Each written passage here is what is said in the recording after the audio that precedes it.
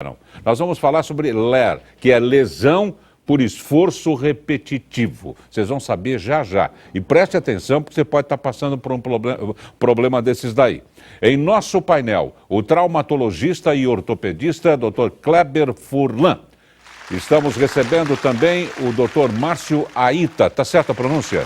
Aita, médico ortopedista com especialização em mão e punho. E o fisioterapeuta Cristiano Offner. Vamos apresentar agora de perto os nossos convidados do programa de hoje para o tema LER, que é lesão por esforço repetitivo, o Dr. Kleber Furlan, que é médico, repito, traumatologista e ortopedista. O LER, lesão por esforço repetitivo, ou também DORT, doenças osteomusculares relacionadas ao trabalho, é um tema fantástico dentro do consultório do ortopedista, porque ainda mais na gente na região aqui do ABC, contando com fábricas, trabalhadores braçais, a quantidade de paciente que nos procura e a falta de conhecimento que torna o LER como se fosse tudo que dói na mão, no ombro, no punho, vira LER. Então, esse tipo de situação acaba nos fazendo a nossa rotina do consultório. Dentro dessa situação, para a gente ter uma ideia, para começar a esquentar o nosso papo aqui, o último censo de 2000 no Brasil, que é um censo meio irreal, porque algumas empresas nem capturam, nem têm esse tipo de avaliação, mais de 100 mil pacientes ao ano são portadores desse tipo de afecção, que na verdade é uma síndrome, tem conjunto de sinais e sintomas e não é caracterizado por uma doença. Não existe nenhum tratado de medicina... Nem classificação. LER. Não existe, porque não é uma doença com sinais, sintomas, você não consegue descobrir, fazer uma punção do paciente e falar, nossa, esses achados são de doença por esforço. É uma situação que gera o profissional, que acaba sendo requisitado por repetição, por movimentos constantes no seu ambiente de trabalho, que fazem desenvolver esse tipo de lesão. Né? Perfeito. É até bacana, a gente tem aqui outros profissionais que é um tratamento multidisciplinar. Se nós formos pegar todos os profissionais envolvidos no tratamento desse tipo de afecção, acho que nós teríamos mais de 15 profissionais aqui de áreas distintas. Para fechar realmente fechar o tratamento, o diagnóstico e conseguir dar uma assistência adequada. Não. Dr. Márcio Aita, médico traumatologista e ortopedista, especializado em cirurgia de mão e punho. Dr. Márcio, muito obrigado por ter vindo também. Suas colocações iniciais. Obrigado pelo convite. Prazer imenso estar aqui e pegando sua carona, falando um pouquinho de história, essa doença surge desde os primeiros momentos da pré-história, quando conseguiu ter a escrita e ter algum registro disso. Conforme foram passando os anos, com a Revolução Industrial, surgiu uma epidemia dessa doença na Inglaterra e aos países que começaram com a indústria no século passado e no século retrasado, e essa doença aumentou, acometendo a Oceania e a Austrália, e por fim nosso país, o Brasil. Hoje, como o Dr. Kleber nos posicionou, a epidemiologia dessa doença, o número de indivíduos que têm o acometimento dessa patologia é imenso. É uma realidade do consultório, é uma realidade do hospital, é uma dificuldade imensa no tratamento, porque envolve a parte psicológica, a parte técnica e a parte funcional dessa mão, que é a região mais acometida por essa doença. Qualquer inflamação do tendão, tecnicamente a gente gosta do termo tendinopatia ou tenossinovite, mas popularmente ele ficou consagrado como tendinite. E popularmente também ficou consagrado que a tendinite não tem cura. E ao contrário disso, a gente consegue controlar essa tendinite, a maioria das vezes, com tratamento no consultório e na fisioterapia, e raras vezes a gente vai para a cirurgia. Com certeza. Vamos apresentar o nosso terceiro convidado, que hoje o painel está perfeito. É o Dr. Cristiano Offner, fisioterapeuta. Já pensaram em chocolate aqui, as meninas, né? Não tem nada a ver, né, doutor Offner? Não. Do ponto de vista da fisioterapia, doutor? Então, a fisioterapia é um setor aí, né, um setor muito importante, né, dentro de um consultório de ortopedia, né? Ela vai dar sequência ao primeiro atendimento que é feito pelo médico. Após desse diagnóstico, a gente vai dar sequência nesse trabalho, né? Muitas vezes, esses pacientes eles chegam já no seu estado, no seu grau mais avançado, né? Com dores crônicas, inflamações, bursites, tendinites, epicondilites, e geralmente a LER são um grupo de doenças, né, que afeta mais os membros superiores, né. Um trabalho muito importante também dentro da fisioterapia é você também fazer uma reeducação postural para esse paciente, né? Eu acho que é um trabalho... Que às vezes há anos, a vida toda não teve postura certa. Sim, sim.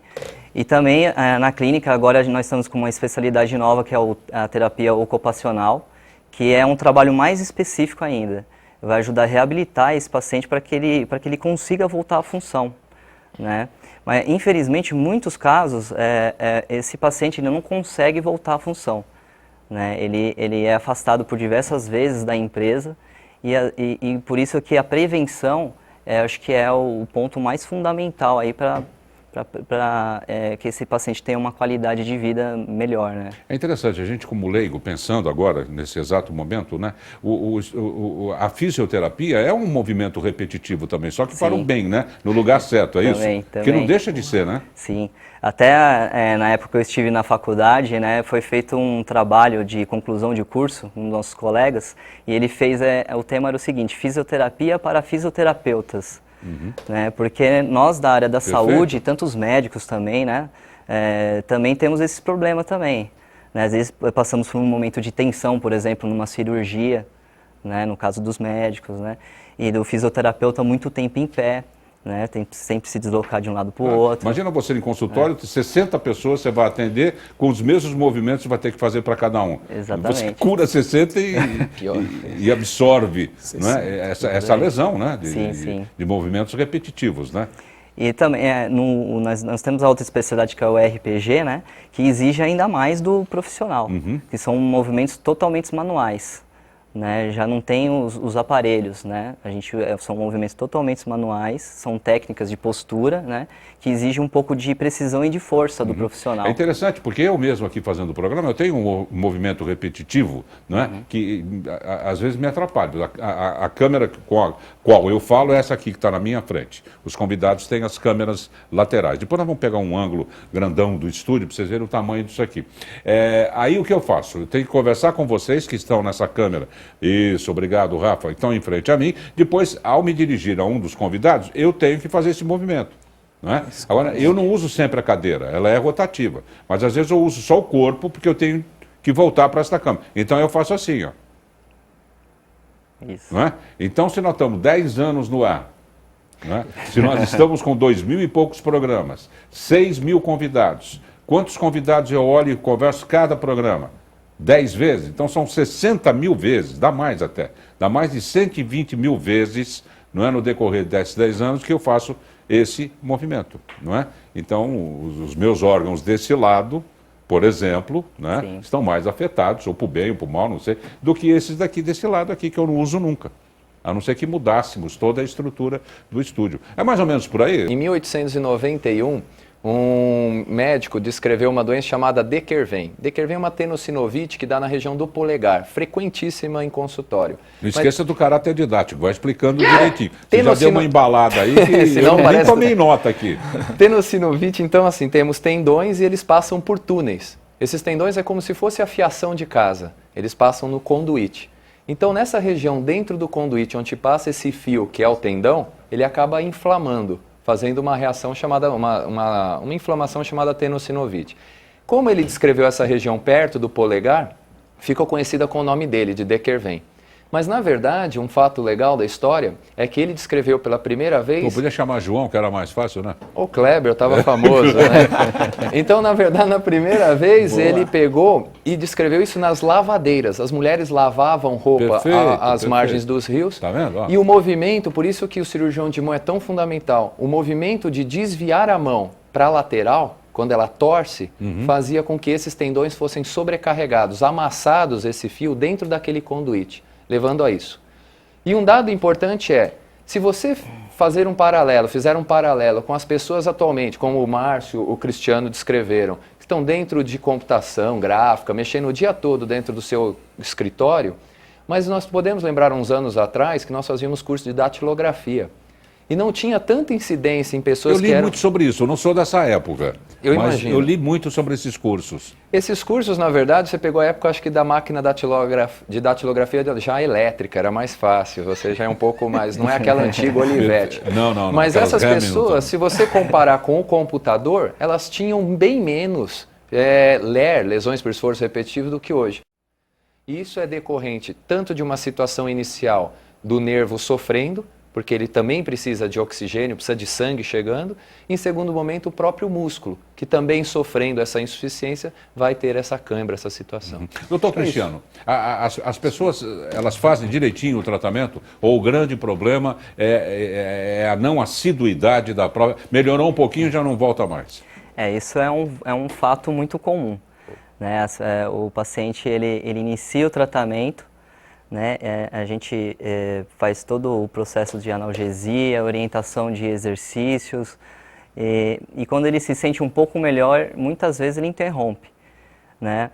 E aí a gente não sabe como que vai ser a sequência dele no dia a dia. A gente não tem ideia se realmente ele está fazendo os exercícios conforme a gente orientou no próprio trabalho, por exemplo, porque eu mesmo, nas minhas consultas, eu indico alguns exercícios fáceis de fazer, que durante o intervalo, né, no próprio trabalho, dá para realizar esses exercícios, né?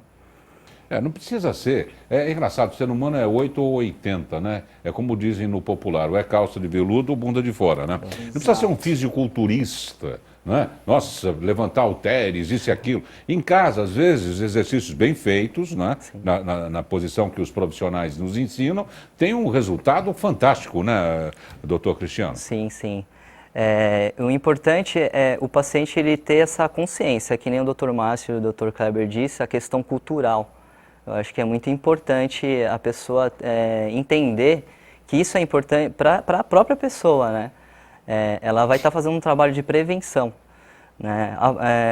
Ligado a isso, a essa parte de exercícios de alongamento, também tem a parte do fortalecimento muscular, né? Que também é importante, né, para evitar esses problemas, né, essas doenças crônicas. Mas um aspecto importante que acho que fica claro informar ao paciente é que o paciente que chega no consultório, nós mensuramos os estágios dessa lesão de esforço repetitivo que ele se encontra. Então, muitas das vezes, nós já pegamos pacientes que têm dores constantes.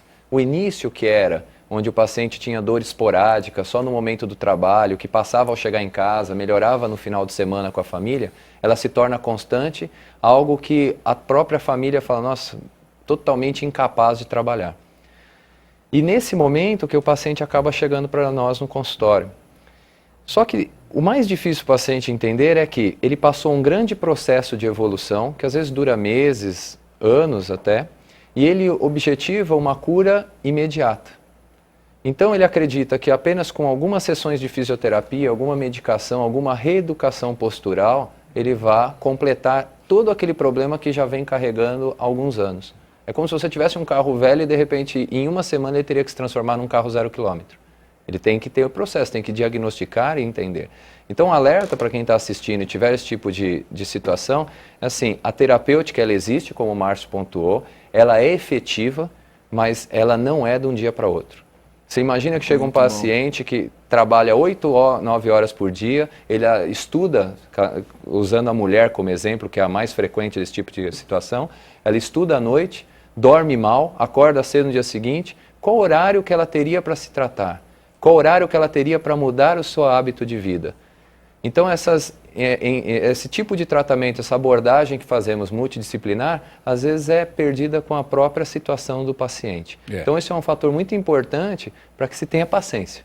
Porque o tratamento existe, mas muitas vezes ele já chega num estágio grave de evolução da doença. Então, ele se torna um pouco mais demorado do que uma medicação, uma sessão de fisioterapia, reabilitação vá conseguir. É interessante, né? Porque nós estamos aqui com um traumatologista, ortopedista, o Márcio também, e eu gostaria de ressaltar sempre a importância da fisioterapia, porque é o seguinte, eles é como se fossem escultores, né? Eles fazem a estátua. E cabe ao Cristiano aquele toque de cinzel, né? E falar, parla! Né? Aquilo tem de funcionar, o que foi feito tem de funcionar. Exatamente. Não é? É um trabalho bonito esse teu, né, o Cristiano?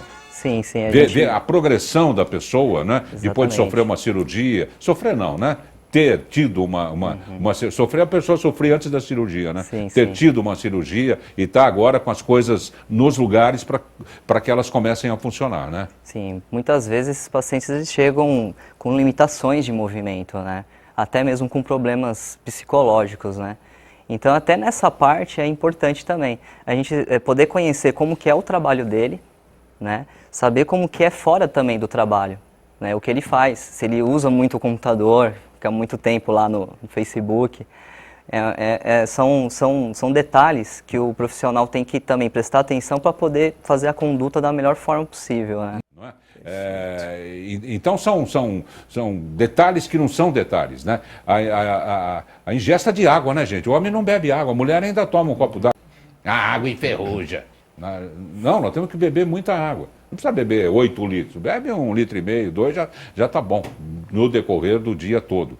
Não é? Então são esses cuidados que nós, como seres humanos, nós somos obrigados. A questão do aleitamento materno também. Né? Da mama 3 meses só e já, pum, vai trabalhar, e o nenenzinho? Então não tivesse um neném, então.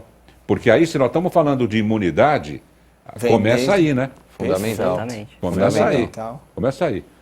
Bom, gente, que pena. Estamos encerrando o nosso programa. Hoje eu falei demais. E é que eu fico empolgado com o tema, né? E eu tenho que fazer a retrospectiva do nosso programa. Fazer um resumo. Um vademecum, como se diz em direito, não é? Os doutores também conhecem. Também. Na medicina compra-se muito também vademecum. É uma síntese da coisa, é o néctar, não é? Do que foi falado. Eu queria agradecer muitíssimo o Dr. Kleber Furlan, médico traumatologista e ortopedista. Obrigado a você. Muitíssimo obrigado por ter Pelo vindo. convite. Dr. Márcio Aita, médico também traumatologista e ortopedista, especialista em cirurgia de mão e punho. Dr. Márcio, obrigado por ter vindo, um forte abraço. Muito obrigado, um prazer imenso estar aqui. Esperamos nos ver novamente. Se Deus quiser. E agradecemos também o fisioterapeuta, o Dr. Cristiano Offner. Offner, um abraço. Obrigado por ter vindo. Viu? Gente, nós vamos fazer um rápido intervalo.